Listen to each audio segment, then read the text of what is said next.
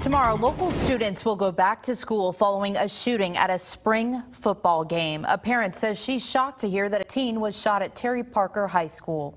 My heart immediately sank and dropped, and I was like, oh no.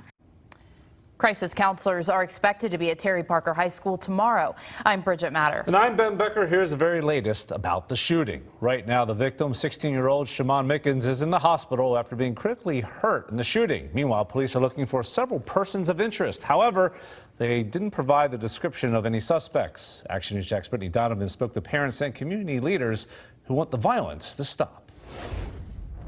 With two boys of her own, Avenesia Mason says she was devastated to hear a teen was shot at Terry Parker High School Friday night. My heart immediately sank and dropped, and I was like, oh no. She's among families who go to service at the school each weekend. This Sunday, a special message about violence. It's not okay. But we as a community have an issue, and it's an issue that sometimes we can overlook because of the fact that it may not directly impact us. Ernest Allman is pastor of Higher Definition Church. He's also an educator who works closely with teens. He says relationships are key to getting through to them. Actually putting that time with somebody so that person feels cared for. Pastor Almond is among parents, insisting schools are supposed to be a safe zone for children. As students walk through these gates on Monday, they'll have crisis counselors to support them after the shooting.